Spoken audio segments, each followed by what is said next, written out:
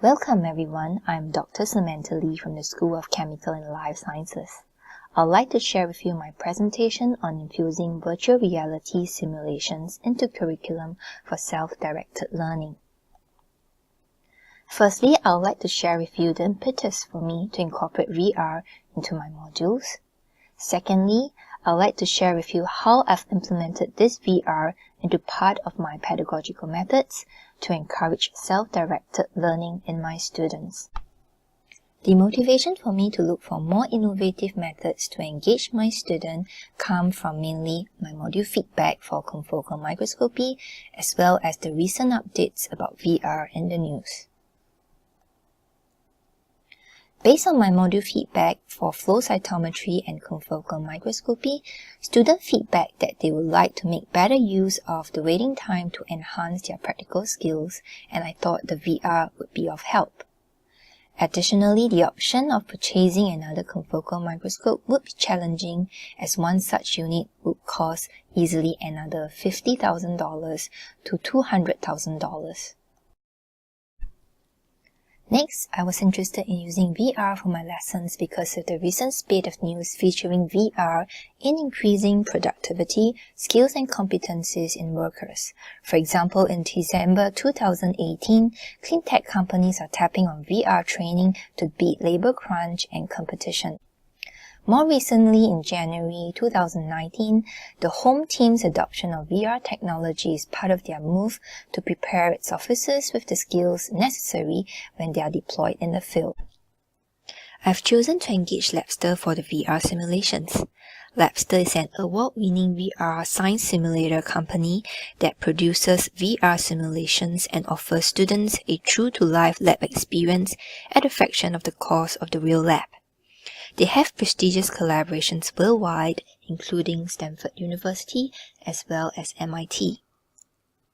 Singapore Polytechnic is one of the first few institutes of higher learning to inaugurate VR into our pedagogical methods. Here is a short introduction video to one of the VR implementation for a student revolving around next-generation sequencing. Welcome to the Next Generation Sequencing Lab, where students learn the different steps in sample preparation, cluster generation, sequencing, and data processing of DNA. In this lab, students will perform single nucleotide polymorphism analysis to correlate results with physical appearance, such as baldness, earwax thickness, and many others, in order to reconstruct the physical appearance of an ancient Greenlandic man. Accessing the virtual lab, students are taken through multiple steps of the sample preparation and sequencing process, learning about sample fragmentation, end repair, A-tailing, and PCR amplification of the sample. Students will then proceed to the sequencing machine where they will perform cluster generation, followed by the sequencing reaction and data collection. These processes will be illustrated using 3D animations and supplemented with quiz questions. After completing the sequencing procedure, students will acquire data outcomes as FASTQ files and process them. Students will also look at specific SNPs, especially the ones that result in amino acid change and give rise to a specific physical characteristic, such as baldness or earwax thickness. Besides the core lab, Labster provides a full theory section, which provides the student with relevant background information when needed.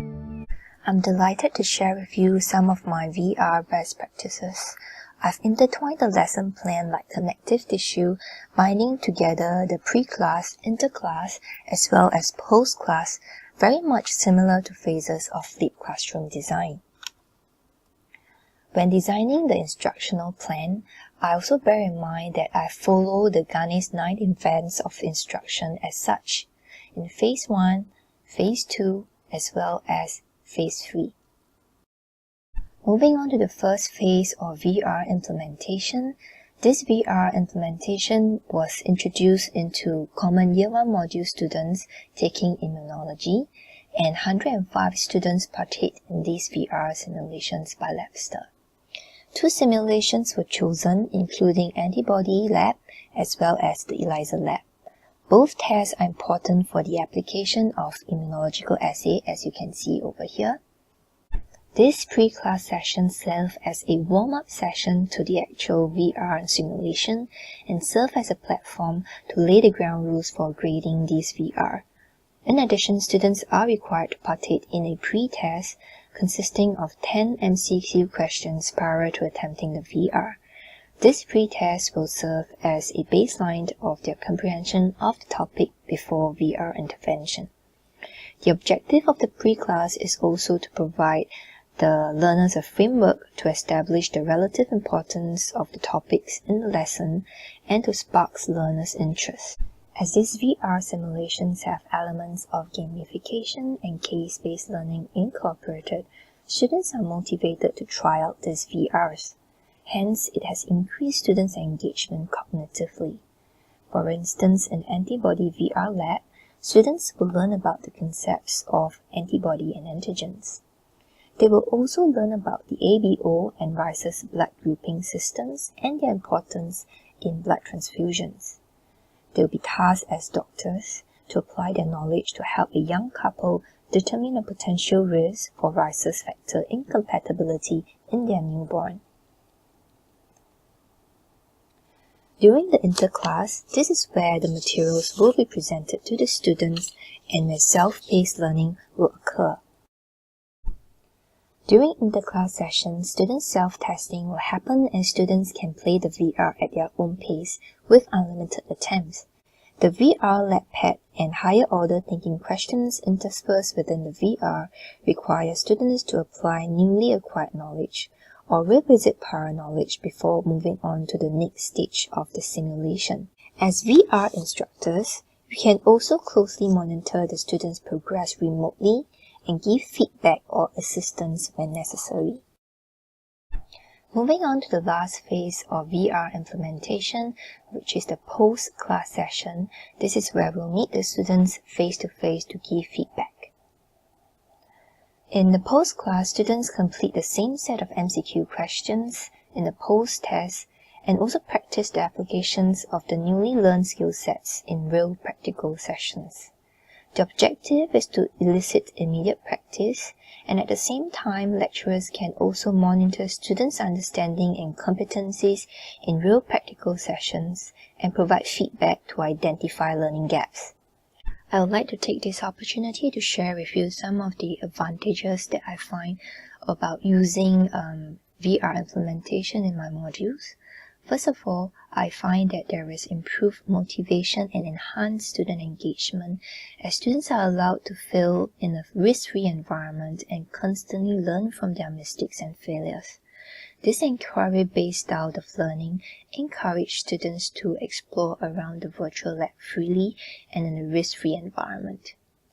The case-based and true-to-life laboratory user experience also captivate the students by providing them with relatable scenarios and 3D animations.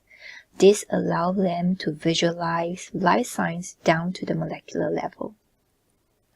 There is also strong elements of self-directed learning in these virtual reality simulations, as students' self-testing will take place at their own pace and on demand. More importantly, it is fun to use these VR animations in your teaching because it engenders elements of gamification. It also has elements of flipped classroom as students are learning at their own pace, at their own time.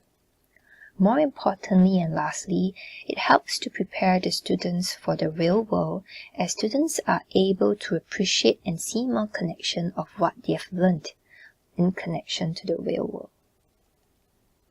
I would like to share some results that I've gathered from my student feedback.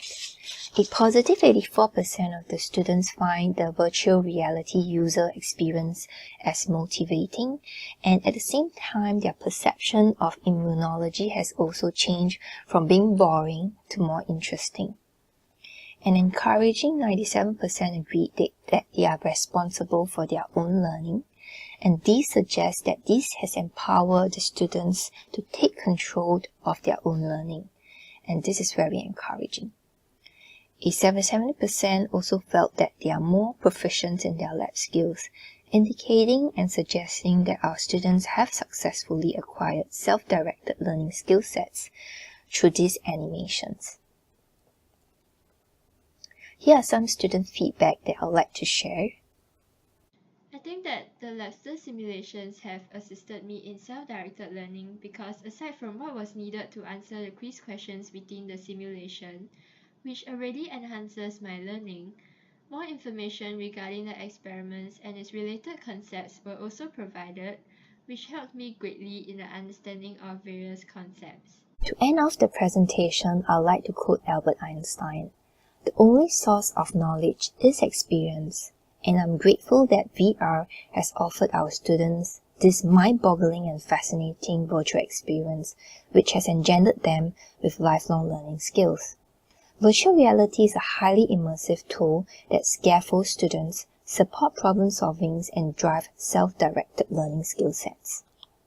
Thank you very much for your kind attention.